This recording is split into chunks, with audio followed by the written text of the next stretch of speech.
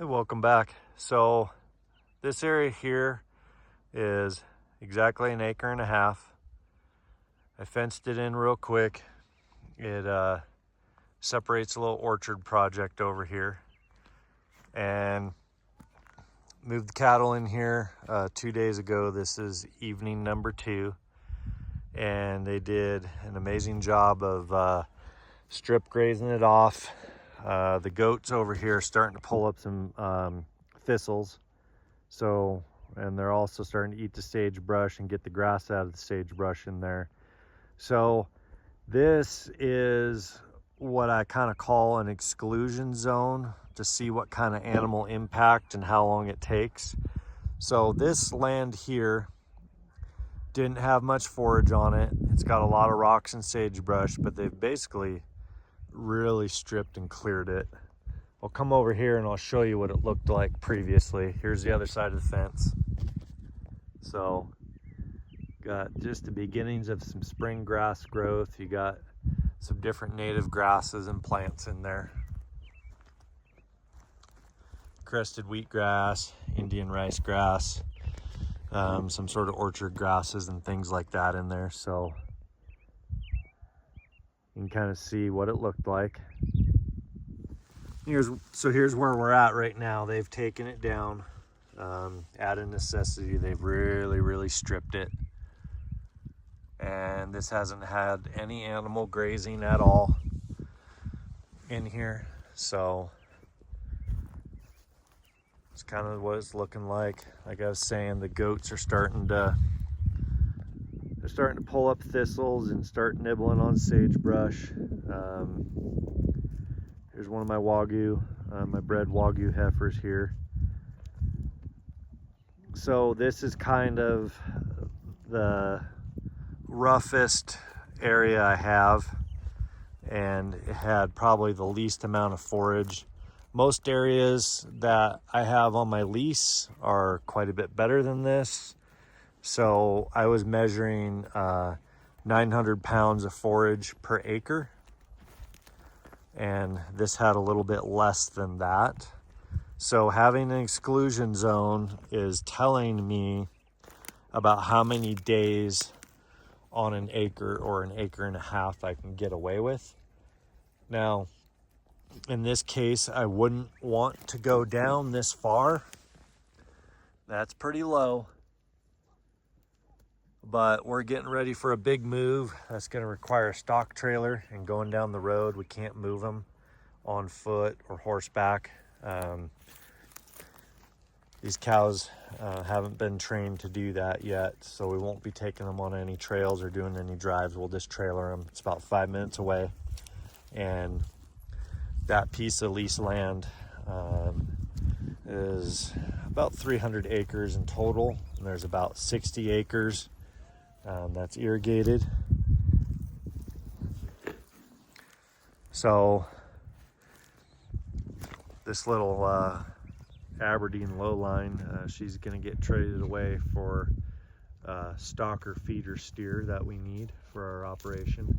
We don't have any steers or anything we can really bring to market, so we'll be trading her. So she's an open heifer, and she didn't get bred last year. One of her sisters is bred, so we're keeping her. So sometimes you got to do that.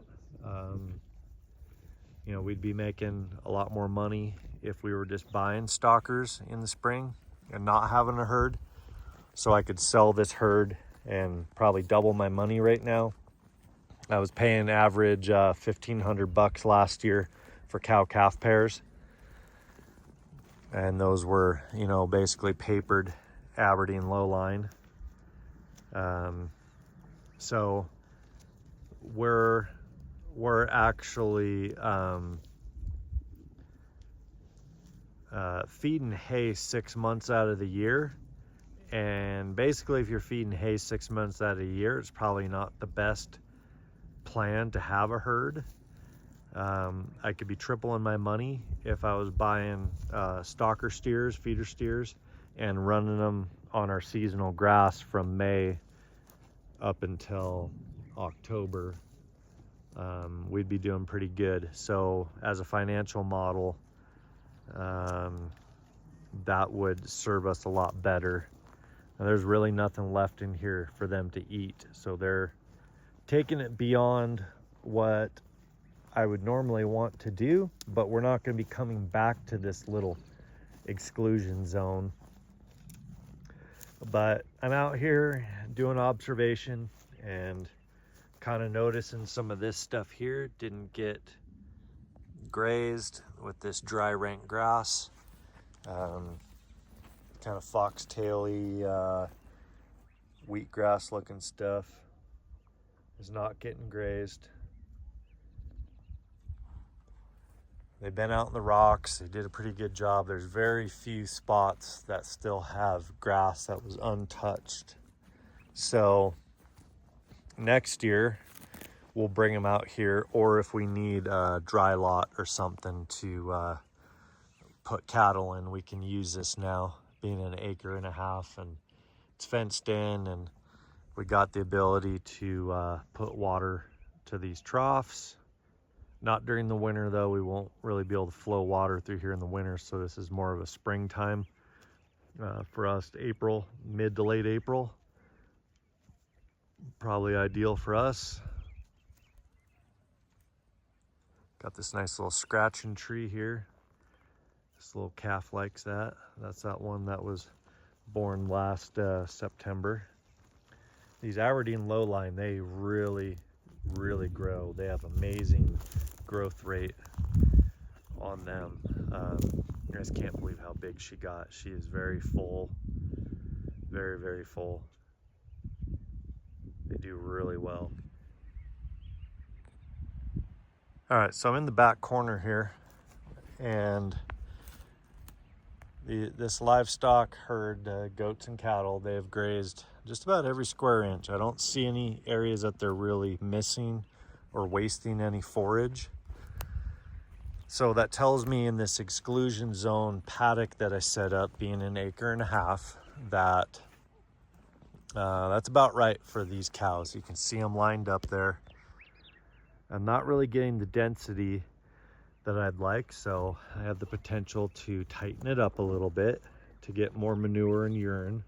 I'm only seeing like probably a cow pie every 10 or 20 feet, where when I've moved them, see there's one there, and there's one there, so it's about 10 feet, and then I see some urine, looking for more cow pies, not really seeing them. So I'm not getting that animal impact and manure that I'm looking for. So what I need to do is tighten this up.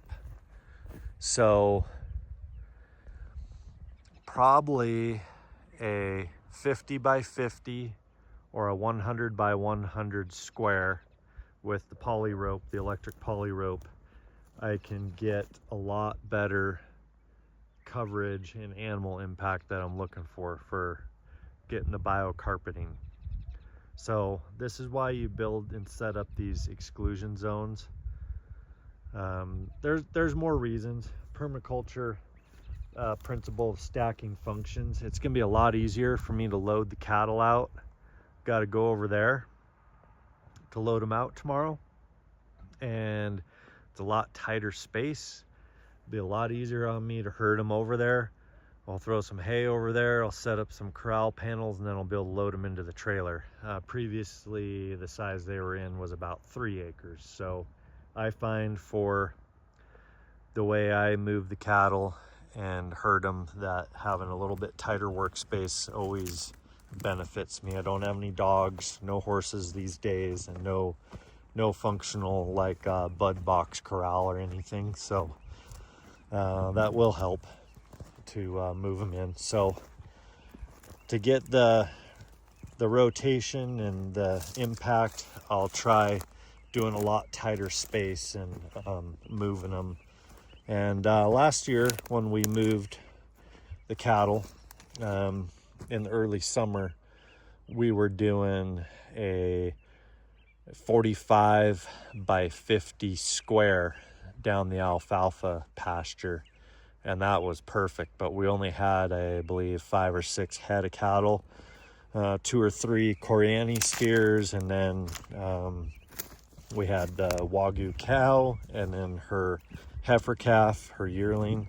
So that's it's just good to check, good to experiment, see what the animals are going to do.